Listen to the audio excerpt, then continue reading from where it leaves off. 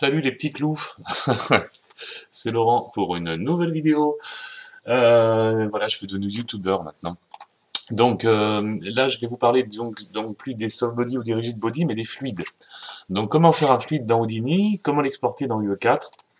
Donc on reviendra un petit peu sur ce principe de fluide, mais grosso modo, le fluide tel que le conçoit UE4, donc comment est-ce qu'on fait un FX en fluide? C'est-à-dire qu'en fait, on crée des particules. De ces particules, on va sortir une sorte de peau, en fait, tendue au-dessus, qu'on va appeler particule surface. Et c'est cette surface, donc en mèche, qu'on va exporter en vertex animation de texture, puisqu'il s'agit toujours de vertex, en fait, qu'on exporte. Ok? Donc voilà comment ça se passe. Alors attendez, on va pas se taper toutes les trucs de Discord. Je vais fermer Discord. Ça sera plus simple. Hop, voilà, comme ça vous ne serez pas embêté. Donc je crée une géométrie ici qui va s'appeler ce coup-ci. Ah bah non, là je suis dans Out, vous voyez. Donc il faut que je supprime ça et que je revienne dans Objet. Je vais créer une géométrie ici que je vais appeler fluide. Fluide sim. Fluide simulation. Ok. Je vais d'ores et déjà sauver ma scène, comme ça. Ce sera fait. Et donc 0,3 fluide. Voilà. Donc ici dans fluide, bon alors il y a plusieurs choses que je peux faire. C'est vrai que je suis peut-être pas obligé de faire aussi. Je vais essayer de faire quelque chose de plus simple encore, pour pas qu'on parte trop dans des. Je referai un cours sur les fluides. Peut-être que je vais faire un truc plus simple. Je viens ici dans Create et je vais créer une box. Ok, box object. Et ici dans Particle fluide, ici vous avez donc le petit icône flip tank. Ok. Donc flip tank, je viens cliquer dessus. D'ailleurs non, hop, je vais plutôt faire un contrôle-clic. Et en fait, ah ben non, j'avais pas besoin de créer de box. Attendez, hop, je supprime ma box ici, parce que sinon on ne comprendra plus rien. Donc voilà, en créant un flip tank, voilà, j'ai juste fait contrôle-clic sur flip tank. Et voilà ce que j'ai. Donc j'ai en fait une surface remplie de particules qui est en fait la simulation d'une surface d'eau. Ok. Donc, maintenant que j'ai ça, vous voyez, il m'a créé d'une part un Autodoc Network, on va s'y intéresser, et puis ensuite trois objets, un flip tank fluide, un flip tank initial et un flip tank fluide intérieur. Ok. Donc ici, l'Autodoc Network, vous voyez, en fait, Houdini se base sur une simulation qu'il appelle flip tank directement, et donc qui est un objet à part entière. Donc qui est un objet, toute une construction avec des particules, etc. Donc simplement voilà, le flip tank vient dans un flip solver, ok. Et à nouveau, on a une gravité qui permet en fait aux particules de retomber sur la surface de l'eau. D'accord? Donc en fait, c'est des particules, mais c'est des particules agencées entre elles pour créer un système de flip tank. Ok? Donc le flip tank fluide, ici, quand je viens à l'intérieur, ça on va s'y intéresser plus particulièrement. En fait, il va importer une simulation de fluide, il va travailler à la compression, et puis surtout il va créer des caches. Mais ce qui nous intéresse, c'est ce particule fluide surface, en fait. Parce que c'est lui, si vous le cochez, qui viendra vous créer votre peau, la peau dont je vous parlais tout à l'heure. Je ne sais pas si je voyais bien l'écran, mais là vous vous retrouvez avec une peau donc, qui est composée de faces, de vertices et puis de edge, comme d'habitude. Donc je reviens là. Ok. Là, pour l'instant, on s'en fiche. Voilà. Bon, pour l'instant, pardon, on s'en fiche. Donc vous aviez flip tank fluide, donc on dira tout à l'heure. Vous avez flip tank initial, donc là qui est vraiment la simulation de la création en fait de mon flip tank. Donc ça vous n'avez pas besoin de trop vous en occuper pour l'instant. Hein. Mais vous voyez c'est ici qu'on vient créer des collisions, qu'on vient créer un océan en fait qui peut nous créer des vagues, etc. Et puis surtout qui vient nous générer nos particules. Donc ça vous faites pas trop attention, c'est compliqué. Et puis un flip tank fluide intérieur qui est uniquement un endroit où on vient merger un objet et qui va lui servir lui de référence interne pour les calculs. Donc ça non plus, ça vous intéresse pas. La seule chose qui vous intéresse en fait, c'est flip tank fluide. Ok. Et l'Autodop Network, on va peut-être y jeter un œil aussi, parce que ce que je voudrais faire, en fait, pour pouvoir exporter, je ne vais pas exporter un truc tout bête qui bouge pas. Vous voyez, là, on a juste quelques particules qui bougent les unes à côté des autres parce qu'il y a une collision ici, mais ça m'intéresse pas vraiment. Moi, ce que j'aimerais, faire un gros plouf. Et pour pouvoir faire un gros plouf, comme c'est pas possible avec cette histoire de confinement, et ben à la place, je viens créer une sphère. Hop, ma sphère elle a été créée ici, je viens la remonter là, voilà, ici. Donc ma sphère ici, c'est celle qui va me servir pour l'impact. Ok, je vais la monter ici, et puis du coup, je vais ici dans Rigid Body, la transformer en Rigid Body Object. Souvenez-vous, parce que c'est seulement de cette manière que la sphère va devenir un objet physique qui va pouvoir être assujetti à la gravité, etc. etc. Donc là, pour l'instant, ma sphère, c'est uniquement une sphère. Maintenant, quand je clique sur hop là, Rigid Body Object, je viens la sélectionner et appuyer sur Entrée. Maintenant, cette sphère, vous voyez, il est venu me mettre ces trois fameux paramètres, toujours les mêmes, reste, assemble et dop import. Ok. Donc ça, par contre, je ne vais pas mettre de nul derrière, parce que ça, je m'en fiche, je n'ai pas envie d'exporter ça. Ce qui m'intéresse, moi, c'est ça. Donc, pour que ça puisse fonctionner, normalement, je pense que de base, ça fonctionne. Là, si je mets ça, vous voyez, hop, il y a la sphère qui vient plonger dans mon tank et faire un léger plouf. Mais trop léger pour moi. Moi, j'aimerais bien un vrai gros plouf. Du coup, ce que j'ai besoin de faire, c'est cette sphère, j'ai deux possibilités. Soit lui donner une masse plus importante, donc un peu comme si c'était une boule en plomb, du coup ça va faire un impact plus fort, soit lui donner plus de vélocité, comme si elle était lancée par quelqu'un vers le bas. Et ça, je vais venir le régler dans l'Autodop Network. Pourquoi? Parce que, là j'appuie sur L pour ranger. Pourquoi? Parce que c'est ici, je vous rappelle que vous avez les propriétés physiques de l'objet. Donc, la densité, c'est-à-dire la masse, hein, en fait, et puis, surtout ici, Initial State, la vélocité. C'est ça qui va me permettre de donner une vélocité initiale. Ça, je vous l'avais déjà montré, je crois. Donc, moi, ce que j'aimerais, c'est qu'elle aille par là, donc en Y, mais en moins Y. Donc, ici, je vais lui mettre moins 10, par exemple, ok. Et puis, j'aimerais bien quand même qu'elle aille un tout petit peu, si vous voyez, l'axe Z, il est par là, j'aimerais bien qu'elle aille un tout petit peu vers Z, mais genre 2. Histoire que ça soit pas un trajet complètement rectiligne, mais que ça fasse plus comme ça. Ok. Maintenant, regardons ce que ça donne.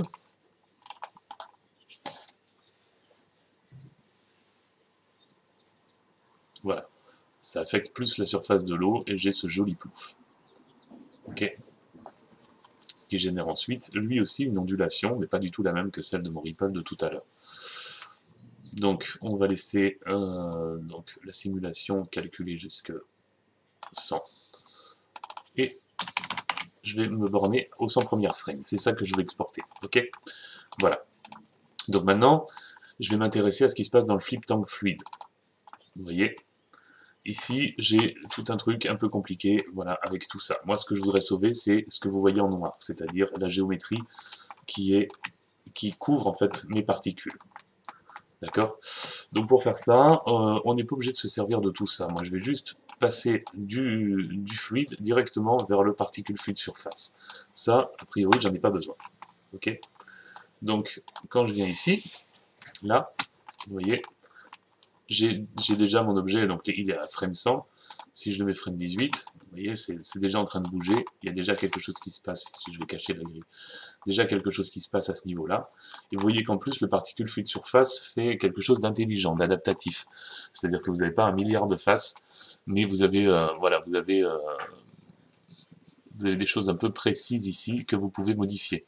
Donc le voxel scale, c'est lui qui va nous donner la quantité de vertex.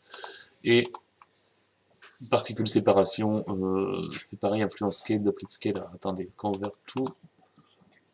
Surface polygone soup. Output, attendez, filtering.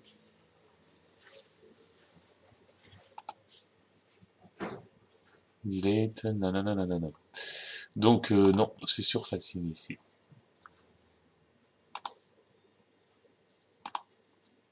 Je regarde juste quelque chose. Non, Polygon Soup, c'est très très bien. Ok. Donc ici, ce que je vais faire, c'est que je vais pas sauver de cache. J'ai pas besoin de sauver de cache. Il me semble qu'il le lit bien comme ça, voyons.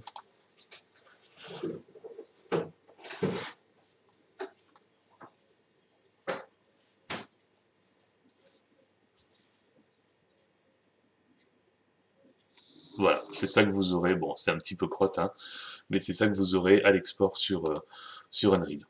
Donc je ne vais pas sauver de cache, mais je pourrais. C'est-à-dire que je pourrais ici sauver la cache, et puis ensuite remettre mon cache ici, le ressortir vers un nul, et exporter ça.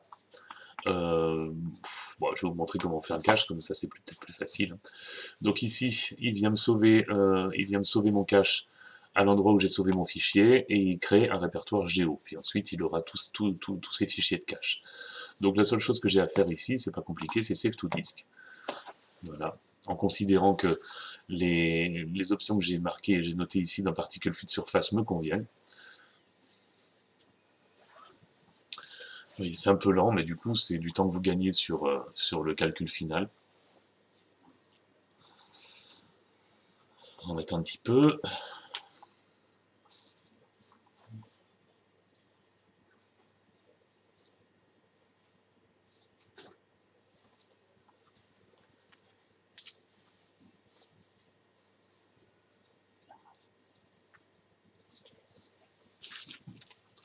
C'est bientôt fini.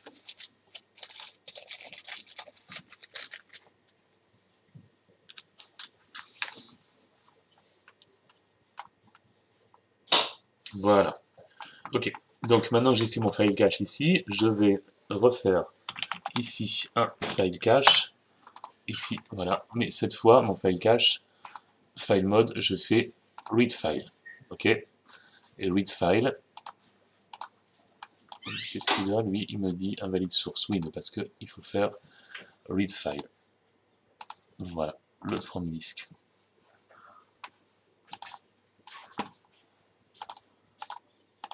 Pardon. Qu'est-ce qu'il a lui? Qu'est-ce qu'il a lui? Qu'est-ce qu'il a? Load from disk. Géométrie, load from disk. Ah. Non, attendez.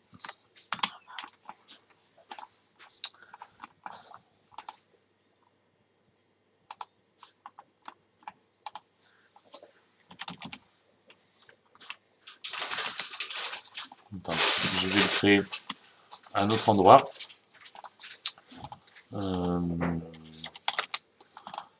Mais je pense qu'on va faire plus simple. File cache, ici. Donc, read file, on vient chercher ça, voilà. Et effectivement, donc voilà, là je me sers juste du fichier cache, mais effectivement, il fallait que j'aille chercher à la main en fait les fichiers, c'est pour ça. Et donc maintenant, on va faire hide other object pour avoir uniquement la simulation qui m'intéresse. Je la lis, vous voyez que, enfin, je vais faire du real time, vous voyez que du coup il n'y a plus de soucis de lecture. Bon, on a des petits artefacts à droite à gauche ici, hein, ça on verra comment dans un cours particulier, enfin dans un cours différent, on verra comment ça se modère. Mais en tout cas, voilà, moi ce qui m'intéresse, c'est comment exporter ça dans Unreal et que ce soit propre. Donc, je viens de créer un nul ici, et je vais l'appeler encore une fois outSim. Comme ça s'appelle toujours pareil. Voilà. Ici, donc c'était dans mon Geo1, donc ici je vais marquer file cache, out. Moi je sais de quoi il s'agit. Ok. Donc, pour résumer, j'avais mon flip tank fluide où j'ai mes particules qui deviennent de la géométrie. J'ai le Dop Network qui gère la simulation. J'ai mon Sphere Object qui est mon objet d'impact. Et j'ai mon file cache out qui est le résultat de tout ça. Ok. Mais c'est ça que je vais exporter. Donc je vais dans Out, encore une fois, et puis je viens, comme d'habitude, chercher un vertex animation de texture que je drag and drop. Ici, cette fois, je viens cocher fluide. Ok, on est sur du Changing Topology. Et là, on va faire l'export node, outSim, accept. Et alors là, je sais pas si j'ai pas oublié quelque chose, parce que target polycount, on en a 1024, je pense que c'est pas forcément nécessaire de modifier ce paramètre, on verra plus tard. Et je vais laisser également la target texture size à 1024, parce qu'il me semble que ça a besoin d'un petit peu plus d'informations que sur les rigides et les soft body. Ensuite, ça, je vais pas y toucher. Ok, vous voyez qu'on a à nouveau un nombre de frames, un Bbox Mix et Bbox Min et Max, pardon, qui a besoin d'être calculé quand je clique sur Render. Mais avant de cliquer sur Render, pour pouvoir aller faire mon shader pendant que ça calcule, parce que c'est un petit peu plus long le fluide, je viens ici dans Fluid Vertex Animation, faire un CTRL A, CTRL C pour déjà construire mon shader. Et je rends. Vous voyez là, ça va prendre plus de temps. Donc pendant ce temps-là, je bascule sur eux. Hop. Et là où j'avais donc dans VAT Rigid Body et Soft Body, je viens créer un nouveau folder que je vais appeler Fluid. Ici, du coup, la première chose que je peux faire, c'est créer un matériau que je vais appeler VAT Fluid. Ok. Et dans VAT Fluid ici, je viens faire un CTRL V pour créer mon beau fichier. Voilà. Donc je retourne dans les notes ici, Mixture, Tangent Space Normal is off, et you have 3 Custom UV Channel. Donc c'est la même chose que pour les Rigid Body Object. Donc je refais l'opération, Tangent Space Normal, je mets sur off, et puis je viens chercher ici mes Custom UVs, et j'en mets 3. Voilà. Une fois ça effectué, je viens ici connecter mon base color, connecter mon métallique. Vous voyez que de temps en temps, il propose des options de métallique, de spécular. On n'est pas obligé de mettre celle-là, hein, c'est à titre d'exemple en fait. La roughness, ici, la normale. Hop. Ici, j'ai la World Position Offset qui sort de mon petit add ici. Voilà. Et puis, j'ai This goes to Custom UV 0. Je vous le montre. Hein. Custom UV 1. UV1 Kenobi et Custom UV2. Oui, je vais peut-être faire des sales blagues là sur les vidéos, hein, faut pas m'en vouloir, c'est le confinement. Ok, ben alors donc tout est réglé, je save ça.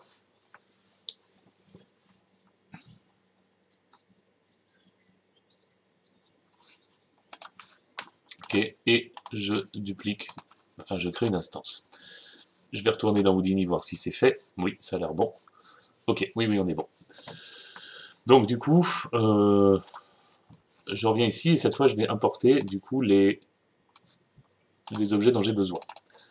Donc j'avais dans Export ici, j'avais mes soft body, on va appeler ça du coup Ripple.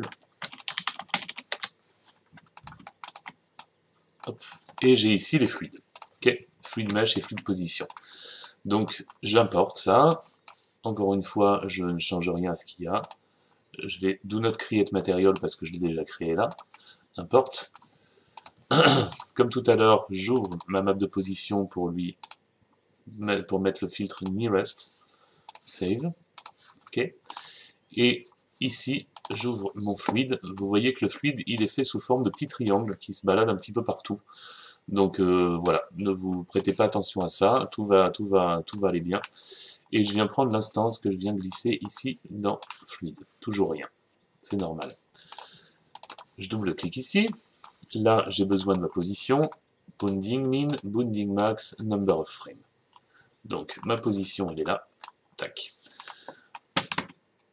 Ensuite, je retourne dans Houdini. Choper le Bbox max.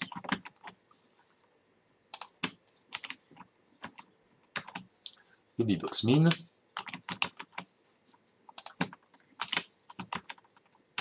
Et mon numéro de frame, enfin mon nombre de frames qui est de 99. 99, voilà. Je sauve ça. Je vais me mettre en real time, que j'avais désactivé pour pas vous troubler avec tous ces trucs. Et ce coup-ci, je viens du coup drag and dropper mon fluide ici. Et, oh merveille, ça marche très bien. Voilà, vous voyez, donc bon, il n'y a pas énormément de phases, c'est pas très haute def tout ça, mais ça fonctionne, c'est l'essentiel. Alors attendez, ce truc qui m'énerve, j'aimerais bien lui mettre une couleur un peu différente là, parce que ça va pas. Allez, hop, save.